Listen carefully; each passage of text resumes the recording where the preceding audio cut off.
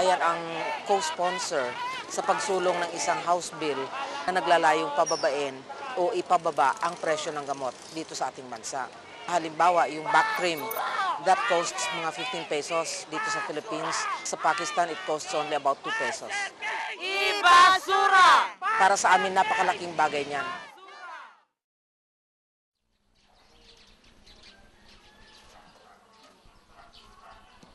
Doon kasi sa Riles, i-demolish na kami kasi ipa-project yung Riles.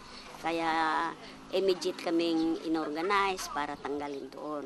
Ang lokal kasi bumili ng pispan para doon kami tumira eh. Tingin namin dagat talaga eh. Kung hindi nagpa-meeting ang akbayan, ang pinaka-choice namin doon, kumagat doon sa gusto ng lokal.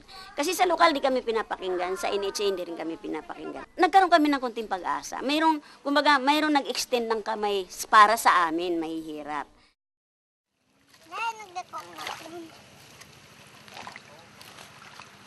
Yun kami sa duta, madamo nga mga problema ang amon agyan. June 11 kami gin-install pag September 4, ginmasakir kami sang gabi. Akbayan among nakabulig.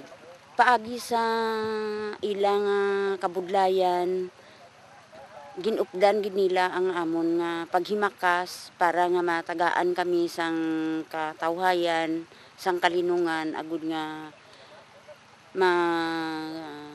matap na ang mga pagritar o pagmasakir, pagpamahog diri sa amon ginaposisyonan.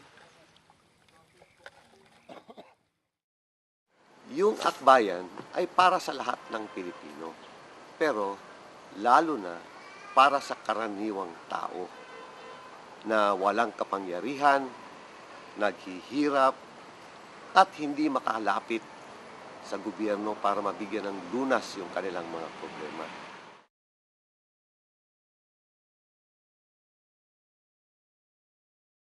Ang akbayan ay isang mass movement party rin. At ang nakatutulong para sa pagpapatampok ng legislative agenda ng mga manggagawa pagdating sa gawain sa Kongreso at kahit na rin sa Senado ay ang Partido Akbayan. So yung akbayan ay malaki ang naitulong doon sa pagpapasa ng bill na ito on rights to self-organization.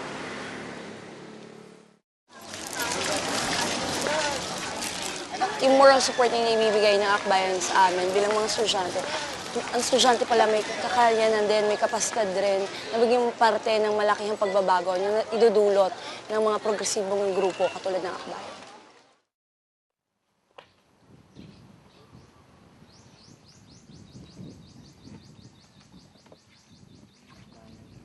Ang akbayan ay malaki ang naitulong niya dahil nakapagpatayo sila ng training center at doon sa training center na yun ay doon kami nagsiseminar, nagtitraining.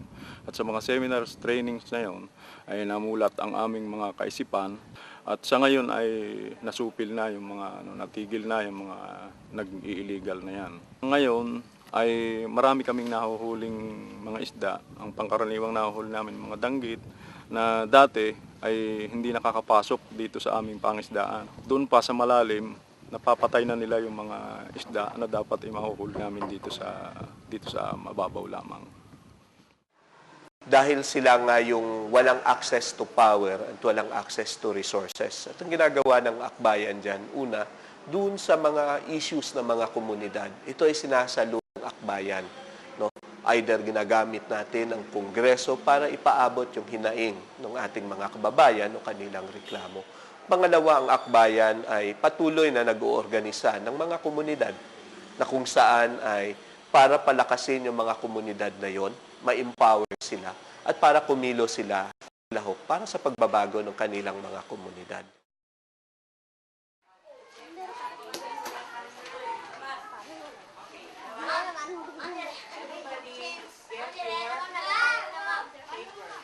Ang nangyari sa amin dito sa Defend Arm ay hindi na namin alam kung bakit. For how many years, hindi pala nag-remit ang Defend Arm sa GSIS ng aming GSIS remittance. Masakit sa amin dahil hindi na kami makapag-loan ang aming mga benefits ay hindi na namin makukuha. Nung nag-rally kami, sila talaga ang tumulong sa amin. Malaki ang naitulong nila dahil napaabot nila hanggang kongreso. Hindi lang hanggang radyo at telebisyon, hanggang kongreso talaga napaabot nila. Ang Akbayan Party List ang nakatulong talaga sa amin. Nasa Aruba bar na ako, nasa loob ako, at nakaupo na ako doon, hinantay ko yung kaibigan ko.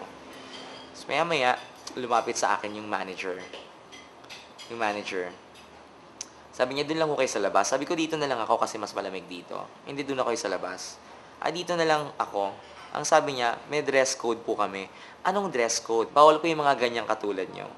May kamay mula ulo hanggang paa. Doon nagpantigan tenga ako. Sabi ko, you don't know exactly what you're doing.